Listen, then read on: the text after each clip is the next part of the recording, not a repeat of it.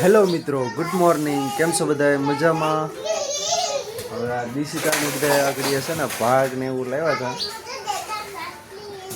જો બે નાસ્તો કરો બે ગયા. નાસ્તો તો ન કહેવાય. તો મેં આવડાને પૂછ્યું, મેં કીધું તમે એલા શું કરો? તો કે અમે તો નાસ્તો કરીએ. તો આને થોડો નાસ્તો કહેવાય. મેં કીધું આ નાસ્તો ન કહેવાય. તમારે સવારે ઉઠીને 4 રોટલી ખાવ ને તો ઈ વળે, આ થોડું વળે. લે તમારું કે હા. તો ઘડીક શું ને તા બચ્ચા પાર્ટી પાછી ભેગી થઈ ગઈ. તો ઘડીક આવીને પાછા બધા રમવા મળ્યા. તો મેં આવડાને પૂછ્યું, મેં કીધું એલા શું કરો તમે? તા તો બધા મને કે અમે તો ગિરનારનો ડુંગરો બનાવી છીએ. તો એક સાઈડ છે ને ઢીગલો કરીને ગિરનારનો ડુંગરો બનાવે છે. તમે જોઈ શકો છો. જો માનું અમારે છે ને ધૂળ ઢીગલો કરે છે. જો મેં આવડાને પૂછ્યું, મેં કીધું હવે તમારું ક્યારે પતવાનું છે? તો મેં કીધું ડુંગરો તૈયાર થઈ જાય તો મારે ગામમાં જવાનું છે ને માનું મારી હારે આવવાનો છે. તો એને નાહવાનું છે અને હજી તૈયાર થવાનું બાકી છે. તો આવડા લોકો તો સમજતા જ નથી. એ કે કડીક ખમો. તો હવે આ બેન છે ને અમારે હાવ ગાંડા છે. જો તમે એના વાળ જુઓ, તમને એના આ જો કઈ રીતે એ રહે છે એ જ કંઈ ખબર નહીં પડતી. આપણે કહીએ કે સવારમાં વહેલા ઉઠીને તારે નાહી નાખવાનું, તો એ આપણું જરીએ માનવું નથી. હવે દિશીભાઈ તમને તો અમારે શું કેવું બોલો. પછી જો આપણે શું કામ કરીને એ હું તમને બતાવું. જો અહીંયા છે ને ઇસ્ત્રી લાગે છે, પણ ઇસ્ત્રી કરવાવાળા જો ઘરમાં વિયાઈ ગયા છે. અહીંયા આવો જલ્દી ફટાફટ. જો આ બધા પેન્ટો પીડ્યા ને એ પેન્ટની ઇસ્ત્રી એને મારેલી. જો આપણે જ્યાં પેન્ટો બનાવીએ છીએ ને, જો એ આપણે આ મશીન ઉપર બનાવીએ છીએ. જો ડિજિટલ મશીન છે અને કામ કરવાની મજા આવે ને કામ સ્પીડમાં થાય. અને આપણે છે ને ક્રોનીનું કામ બનાવીએ છીએ. તો આપણે હમણાં થોડીક વારમાં છે ને ઇસ્ત્રી લાગી જાય ને એટલે આપણે કામ લેવા જવાનું છે. હું તમને દુકાન બતાવી. તો વળી આપણે પાછા આવી ગયા છીએ દુકાને.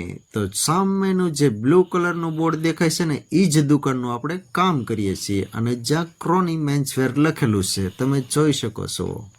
તો હવે આપણે અંદર જઈને આપણું કામ લઈ લઈએ.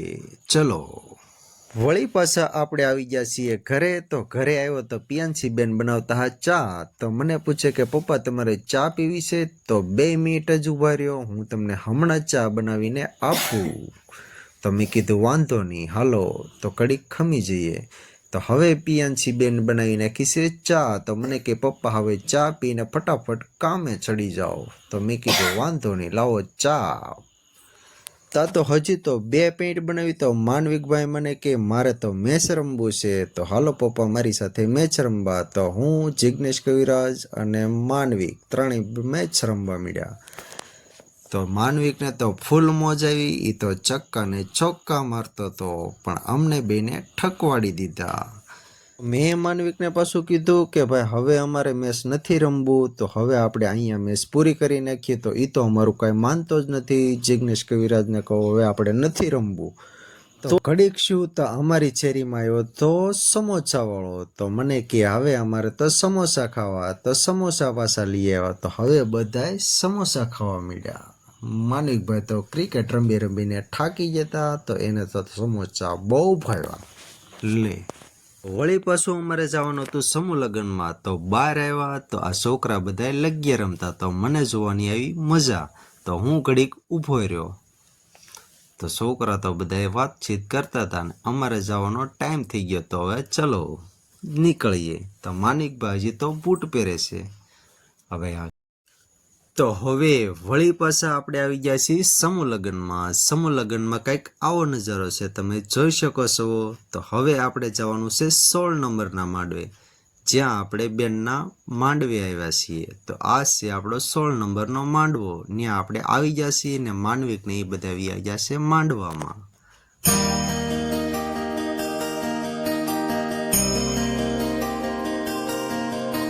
વળી પાછા આપણે ઘરે આવ્યા. તો ઘરે ઓલું પિચકારીનું કાર્ટૂન ખોલેલું હતું. તો બધા હવે પિચકારીથી રમવા લાગ્યા. તો માનવી કે મારે તો આ જોવે, ઓલી કે મારે આ જોવે, દિશિતા કે મારે આ જોવે. અને બધા રમતા હતા ને હું જોતો હતો ને મને મજા આવતી હતી. હું કડી કઈ ની અરે રમતો હતો. તો આવી છે કંઈક પિચકારી. તો તો મેં કીધું પિયાન ને કે હવે તમે થાકી ગયા હોય તો હવે ઘડીક હવે હુઈ જાઓ ને બીજાને હુવાઈ ગયો ને હવે બહુ દેકારો કરો માં.